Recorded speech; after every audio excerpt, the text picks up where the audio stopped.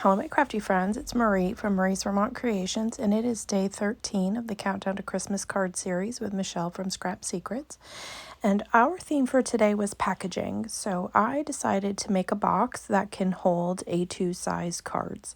I got this off of May Made It.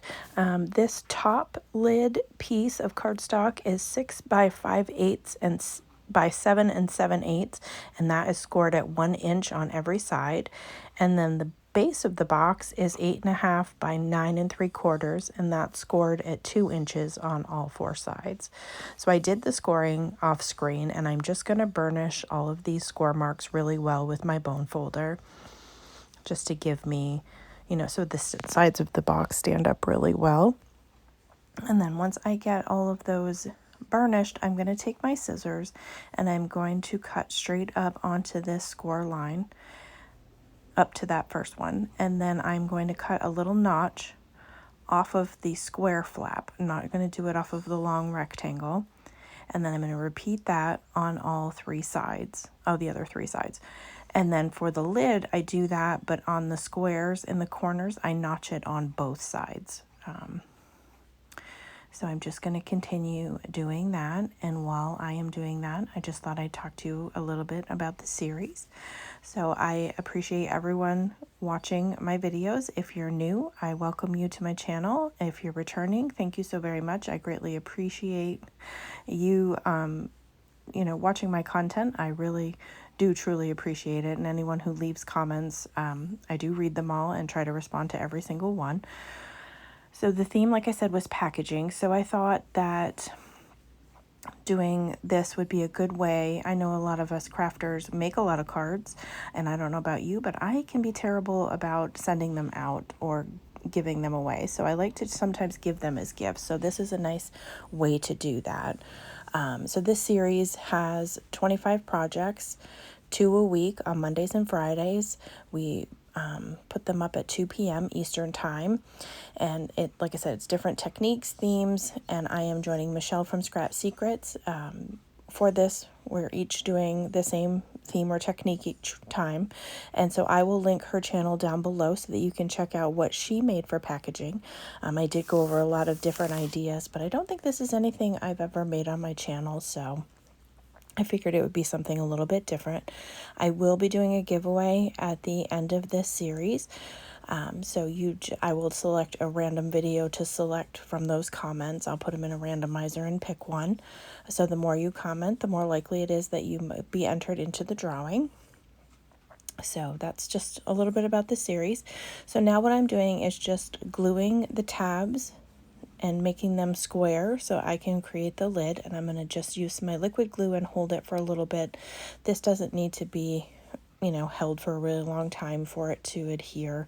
If it, you really wanted to, you could add some like clips to it to give it, so it holds it for you, but it's really not necessary. By the time I'm done and hold it for this is in real time. I haven't sped any of this up. So just pressing it for that length of time. Once I make sure that the corners are good and square, pinching it for a little bit and then moving on to the next one. And then you do the same thing with the bottom of the box. So you could do this essentially for any color theme or, event. If you wanted to give them, like say you were giving somebody birthday cards, a set of birthday cards or sympathy cards or a variety pack, you want to coordinate your box to the cards that you've made, you could certainly do that. This one I made without any cards particularly in mind. That's why I went with the generic kind of embellishments and things for the top of it, so I could use it essentially for anything, any holiday cards that I wanted to give out, because I make them and I don't always send them, so I have plenty to gift. So I'm going to just finish putting this together, and then I will decorate the top of the box, which you could do, like I said, in any way. I have made a lid with the shaker element to it before. That was kind of fun. But for this one, I'm just going to use pattern paper and ephemera and stickers to decorate it. There's actually no stamping in this whatsoever. So the pattern paper that you see right there with the little ornaments on it is, I believe I cut that down to 5.5 by 4.5. And I just had to make sure that the top actually fit the lid, that I didn't, or that the top fit the lid. Yeah, that made a lot of sense, Marie. That the lid fit the bottom. So you gotta give it a try, because sometimes I've been known to mismeasure and screw things up. So that worked out perfectly. So I'm just gonna adhere this pattern paper to the top of the lid, and I will flip it over and press it from the inside so I could get more pressure once, of course, I get it lined up, because of course I put it down crooked, because why would I not? And that way, because if you try to press it from the top, you're more likely to squish your box top. So I'll show you in a second. I'm just going to flip it over and give it pressure all the way around to help that adhere. And then I have this cream colored piece of cardstock that is a lightweight that I'm going to adhere next. And if I thought of it, I would have decorated this first and then added it on, so that way if I wanted to put some ephemera hanging off of it, I could trim it off, but I make it work in the end. So this one is a 1/2 inch shorter all the way around, just to give me a border so you could see that pattern paper underneath. And then I am going to run through these very different ephemera pieces that I pulled out and stickers and see which one I think I want to go with. I had several options because I wasn't quite sure what would go well with the pattern paper or if it might look silly. So I had this frame and this tree, and then I had a round frame and a different tree, and I tried a few different things. In the end, I settle on that that is Santa Claus. The Santa Claus, the word joy from that sticker pack, and a snowflake that I will cut in half to make it look like it is, kind of more happening off of the screen. Like I cut it down like I'd originally intended, but got so excited and I just glued everything down because I thought the full snowflake was just a little bit too much for the area of cardstock that I was trying to decorate. So once I decide what ones I'm going with, I will get everything glued down. Now the sticker does have adhesive on it, and I do have to add a little bit of liquid glue to the end of the J and the Y to get it to lay flat. I probably should have just put adhesive on all of it, but I just ended up doing those little bottom sections to make sure that it would hold down. And then I'm just adding my liquid glue to Santa, and then I will add the joy and cut the snowflake in half and add that to the upper right hand corner of the panel.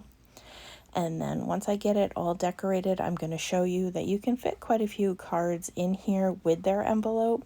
I do card bases because that's all I didn't have any finished cards on my desk because I've been currently working on different like yarn projects, so I have that everywhere around the perimeter of my desk and not cards right at the moment, so I didn't have any to easily show fully decorated. But I think you could do some heavily embellished cards and at least fit 6 in here with no problem with their envelopes, but I would think you'd even be able to do more than that because I do manage to put quite a stack of card bases in here. And if you keep your cards simple with, not a lot of embellishment all over them, you could definitely fit quite a few, which would make a very nice gift for somebody. So again, I'm just turning over the box to give pressure to adhere those pieces that I've put down. And then here's just 2 card bases, and it's a really big box, so you can see that there's a lot of room there, and put the lid on. And then I decided to see, how many more could I fit in there, because it is a deep box. So then I will grab another stack, which I don't know why I took these out, but anyway, sometimes I do things that don't honestly make sense. But then this is a bigger pile of them. I'll pull them out and show you. That's quite a few. So that is my packaging project for this week. If you have any comments or questions, feel free to leave them for me down below. And as always, I hope that you have a great day.